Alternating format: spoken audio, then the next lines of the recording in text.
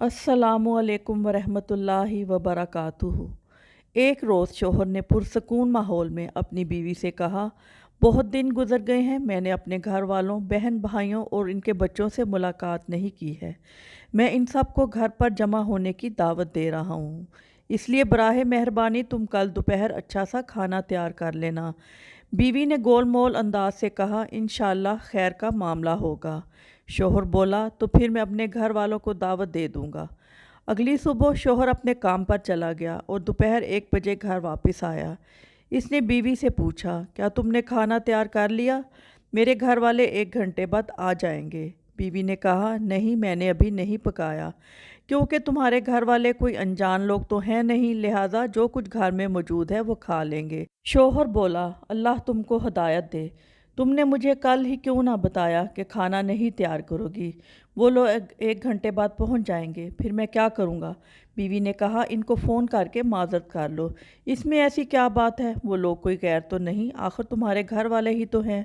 शोहर नाराज़ होकर गुस्से में घर से निकल गया।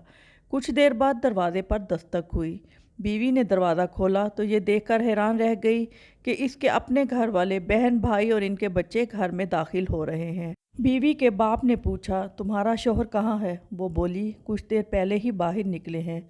बाप ने बेटी से कहा, तुम्हारे शोहर ने गुज़श्ता रोज़ फ़ोन पर हमें आज दोपहर के खाने की दावत दी, ये कैसे मुमकिन है कि वो दावत देकर ख़ुद घर से चला जाए?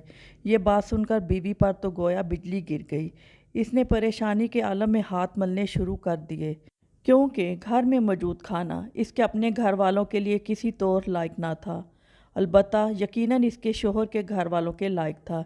इसने अपने शोहर को फ़ोन किया और पूछा, तुमने मुझे बताया क्यों नहीं कि दोपहर के खाने पर मेरे घर वालों को दावत दी है?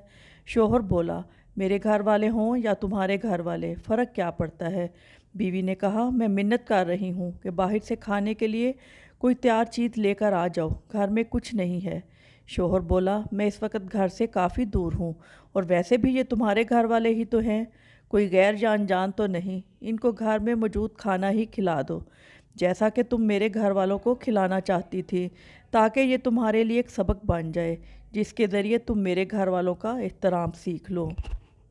उम्मीद है आपको आज की वीडियो ज़रूर पसंद आएगी। वीडियो पसंद आए तो आपसे रिक्वेस्ट है, वीडियो को लाइक कीजिएगा, और बहुत सी अच्छी अच्छी स्टोरी सुनने के लिए चैनल को सब्सक्राइब भी ज़रूर कीजिएगा। बहुत शुक्रिया। अल्लाह हाफिज़।